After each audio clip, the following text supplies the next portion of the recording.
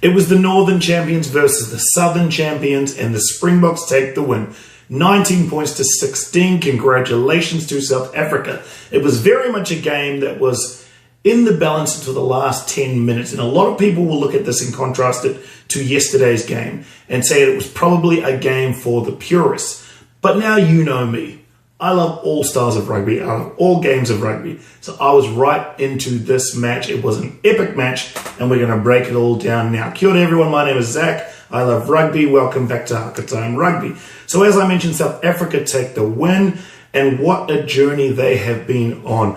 From this moment, right, in 2017, where they went down 57-0 to the All Blacks, to a World Cup final in 2019, South Africans should be very, very proud of the transformation this team has made. I've just done a quick look at the team sheets for that game. Only 3 players survived that starting 15. So South Africa have gone from a transition from a new coach under Rassie Erasmus, a new team essentially, with 12 changes to that starting 15.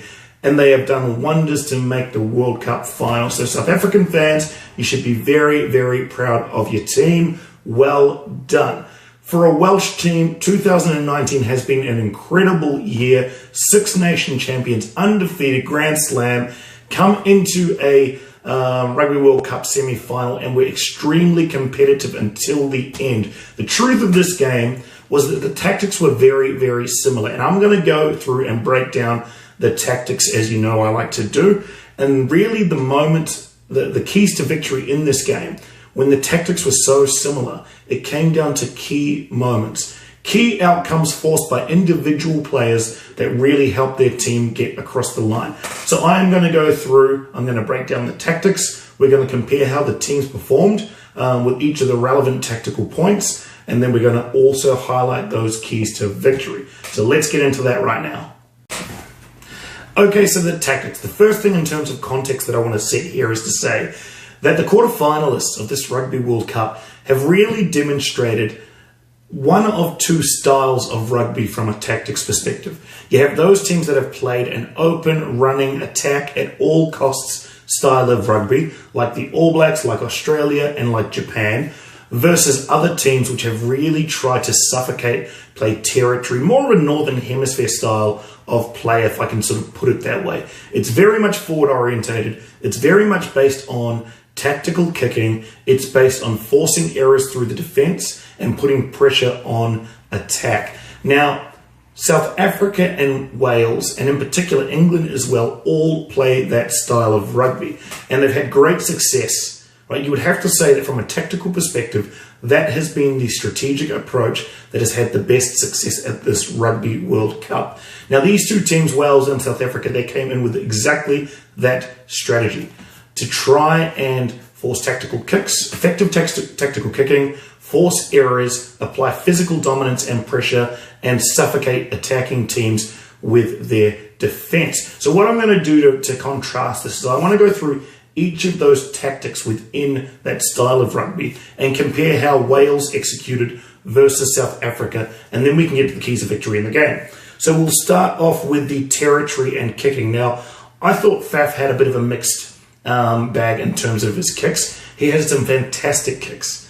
There was one in particular which just kind of skirted down the sideline and then gave South Africa excellent territory in defense there, and that was a fantastic kick. Others just seemed a bit aimless in terms of not gaining a lot of territory, but one thing that really stood out is that the South African defense was able to put pressure on Wales, irrespective of if the kick was good or bad from Faf. Andre Pollard had a great game. Tactical kicking and goal kicking was excellent from him. I thought he was very, very fantastic and deservedly man of the match in this game. On the other side of the coin, Gareth Davies, I thought, was pretty good.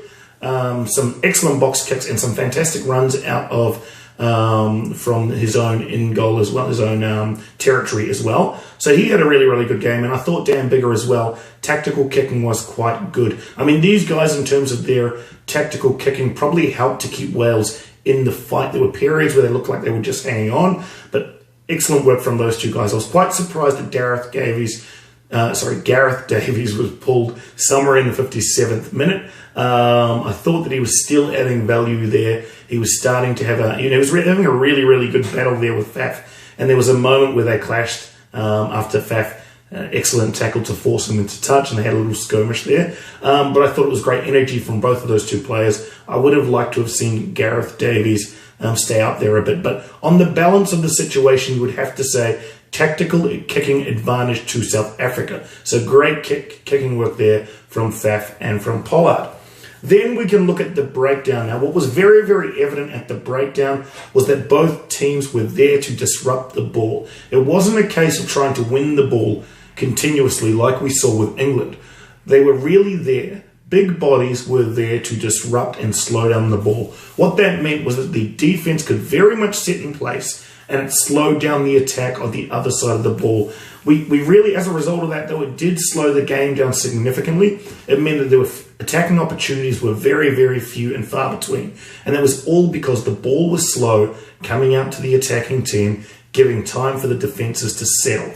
Within the breakdown, I thought the South Africans certainly seemed a little bit more dominant. Guys like Kolisi were coming through.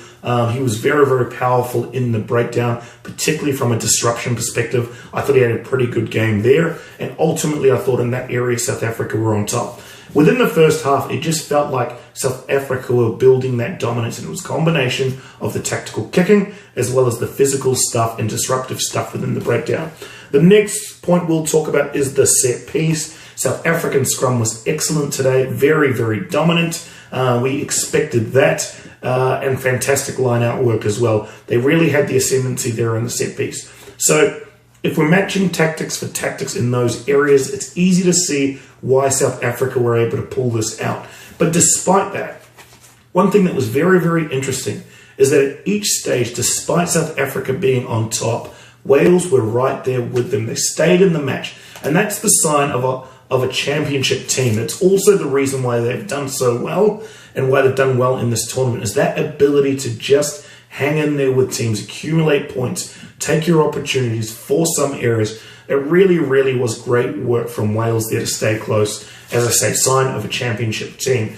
But in the end, it came down to some of the key moments, which we'll get to, which really turned the tide in that last 10 minutes. I mean, we were going in 16-16.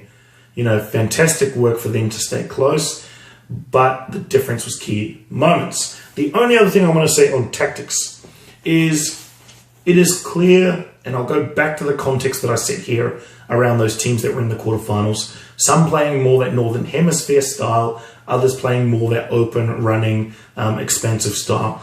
It is clear that when teams get stuck, there is no plan B. We saw it last night for the All Blacks, right? They were getting put under significant pressure. The breakdown was being disrupted. They did not have clean ball. They did not have fast ball. They did not also have the awareness to pivot tactically to move back towards a style which is far more focused on game management, territory management, tactical kicking, and physical defense. Instead, they continued to persevere. The same is true for these teams. I just see them sticking to the style when the game I thought was really there to be taken. It just felt like in this game, neither team wanted to lose. Both teams were playing a chess match, essentially, waiting for the opposite player to make a mistake. And that came through, I think, was quite evident. But we saw great success when we saw guys like, in particular, Gatland was excellent in attack. And I thought if they used him a little bit more, there's real opportunity there. And as soon as he got the ball, difficult opportunity, but he beat one player, dragged a couple of players across the line to score that try. That just shows how good he is in attack. And if I can give any criticism on the box in this game, the Springboks, I would say that you have some fantastic back three finishers. Guys like Gatland are world-class attackers. And well, I can understand the strategy. If any team that is willing to mix the strategy of tactical kicking and strong defense, the more the Northern Hemisphere style, with that balance of good attacking rugby when the variety is there to do so, they will be victorious in this final. And I think ultimately that is where the evolution of rugby is going. It's towards teams that have that correct balance in place. let's now get down to the big moments. So there were 3 big moments that I want to highlight. The Gatland run and try is one of them for sure. It just demonstrated that when Faf was to attack within the 22, it was all built off that fast platform that he was able to create from that run out of out of the ruck, and then putting Gatland away, who showed his world class by beating defenders and scoring that try. Excellent work. I'm highlighting that as a key moment because I think it shows more of how I think South Africa need to approach the game, mixing tactics of great territory and kicking play with open running play. I think variety, if you can achieve it, will be the difference in South Africa being able to beat England. We'll get to more of that, I think, as part of my analysis. The next one, Alan Wynne-Jones, right? So penalty option, down 7 in the Springboks 22, and he calls for the scrum. That was an extremely brave call. Very, very brave call. Much like Gatland, I just thought if Wales use Jonathan Davies, they can have great success there. He's showing how great he is at running with the ball. His thought process and decision making is second to none. There was a couple where he either skipped past, he ran it, he chipped in behind. He really had all the options, and I just thought if they can use him more in running attack, then they can try and find some gaps there. They did that. They came out of the scrum, went straight to him. He was able to, he already had the overlap at that stage, final pass to the winger to score the try. That was a huge moment, and Alan Wynne-Jones really needs credit for that call. That's a brave call in the 64th minute, whatever it is. At that stage, as a team, you still have an opportunity to score a penalty and come back and score a try for the win, but he backed his team, he backed himself, and I don't think a lot of captains would do that in that crucial moment. So well done to Alan Wynne-Jones there. Huge moment, huge call. The other one, somewhere around the 70th minute, the Francois Lowe turnover. That was huge. Wales had all of the momentum. The game was in the balance. It was there to be won. And they actually felt like that little period where they scored that try and they started to come back, they started to feel like they were on top. It started to feel like the momentum was swinging. And that's why I say Wales fans should be extremely proud of their team because they hung tough and it was really in the balance into the final 5 or 6 minutes. It was so close. But that Francois Lowe turnover was a huge turning point. It stopped the territory game that Wales had at that point in time, and it started to turn the momentum and the ascendancy back to South Africa. And that is a huge moment, which essentially for me, that was the winning of the game, in my opinion. And as I say, when you're in an arm wrestle match like that, it can often come down to key moments of brilliance by individual players, and that's exactly what happened here. Looking forward, and what is next?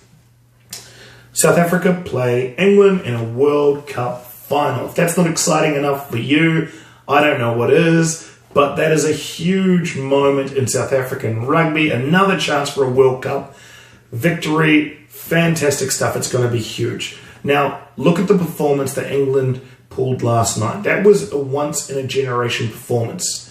Okay, can they turn that around and bring that kind of performance? Well, you have to prepare for that, for sure. And if you're going to try and match them in a similar style and approach, I think that was delivered today, it could be a very, very difficult day. I mean, England suffocated the best running attack in the world, and were just incredible in doing so. I think if you're going to try and challenge them on a similar style of play, it might be very, very difficult to get victory that way.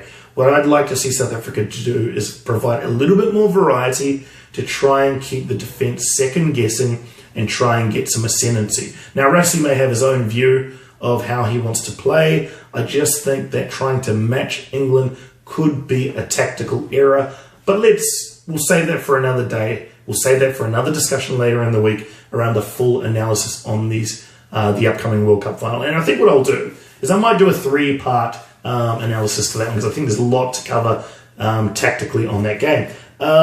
Wales, there is still an opportunity to beat the All Blacks. Wales have never beaten the All Blacks, right? And Warren Gatland has never beaten the All Blacks. I heard an interview with him where he said he really wants. He's been now Welsh coach, I think, for 12 years, and he said that the only thing that he wanted to achieve with the Rugby World Cup win as well, is to beat New Zealand. He really wanted to beat New Zealand, and he's got the opportunity now.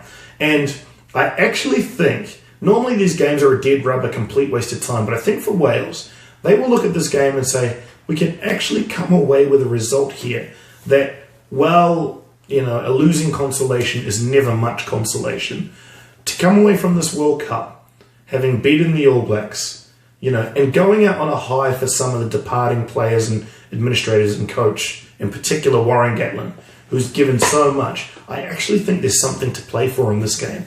And I hope both All Blacks fans, I will be anyway, and Welsh fans really get behind that last game, because we see some departing heroes, some players that have been champions, titans of the game that will be departing. And this is our last chance to see them in action. So I encourage everyone to get behind that game and get behind your teams. Win, lose or draw, we should all be behind our teams. And I know South African fans have been. Going back again to that game, 57-0 to a World Cup final, you should be very, very proud of your team. Well done, guys. That's it from me. That's it from Hakatime Rugby. All done for today, guys. I've got so much planned this week as we build up towards that final. So I want you all to stay tuned. We're going to dive real deep into the analysis, the strategies, the teams, the histories. We're going to cover it all. So I want you to stay tuned for that. Start getting excited for the Rugby World Cup final. And I will see you guys very, very soon.